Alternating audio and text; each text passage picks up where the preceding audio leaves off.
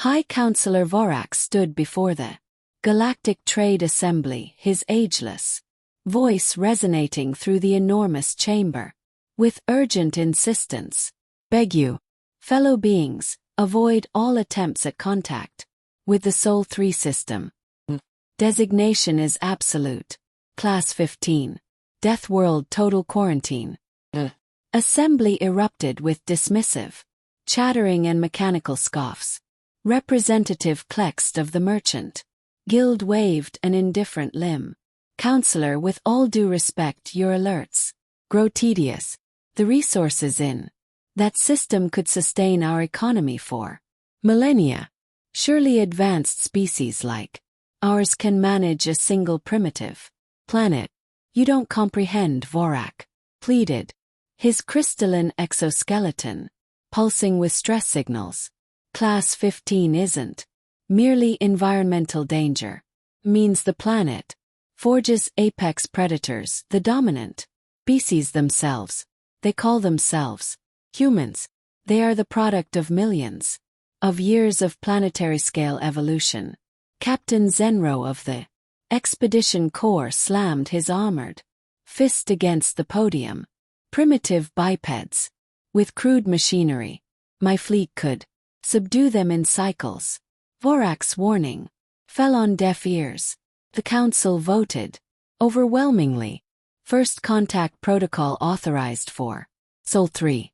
3 months later, Captain Zenro's once invincible fleet returned limping to council space with 70% losses. Impossible, he gasped during debriefing, his pristine armor scarred and battered. They had outdated weapons, smaller fleets, fewer ships, but they fought as if surrender had been erased from their minds. Holographic recordings were horrifying. Human pilots ramming crafts into vessels 10 times their size. Soldiers pressing on with mortal wounds that would immobilize any civilized species. Civilians taking up arms when their armies fell, using improvised weapons. They weaponized everything. Zenro continued, his voice hollow.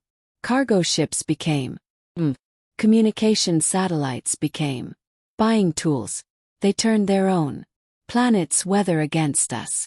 And when we demolished their cities, he shuddered. They rebuilt and kept fighting. But the Merchant Guild persisted. One failed campaign proves nothing. Klexa insisted. We'll try diplomacy, trade, economic integration. Ambassador Felnox led the next mission. Not warships, but trading vessels brimming with technology, offering partnership and prosperity.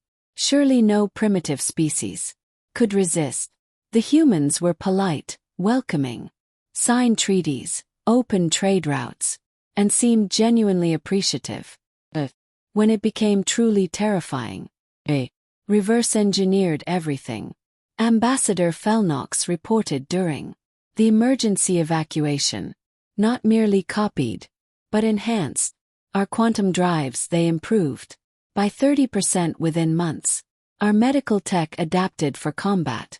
Our communication networks repurposed into galaxy-wide surveillance systems. But the worst was cultural adaptation. They began asking questions. Felnox continued, diplomatic composure finally breaking. Innocent questions about our origins, government structures, other species. They weren't just learning tech, they were learning us. All of us. The final blow came when human exchange students appeared across council space. Bright, eager, quickly adapting beings wanting to understand galactic civilization. Within a year, humans held advisory posts in dozens of governments, sat on trade boards, military committees, scientific panels. They didn't conquer, they infiltrated. Not with malice but terrifying competence and a genuine desire to contribute, making them irresistible. Don't you understand? Counselor Vorak addressed the panicking assembly. Class 15 doesn't merely create dangerous predators, creates ultimate survivors, beings who adapt, overcome, and turn every situation to their advantage. On the main screen, reports showed human colonies spreading across dozens of once inhospitable worlds. Worlds previously deemed impossible now thriving under human care. They're not invading, Vorak said quietly. They're evolving and taking the galaxy with them. Representative Klex stared at the expansion charts in horror. Do we do what we should have done from the start? Vorak replied, we adapt. The irony was unmistakable. The galaxy's greatest survivors had just shown everyone else how to survive.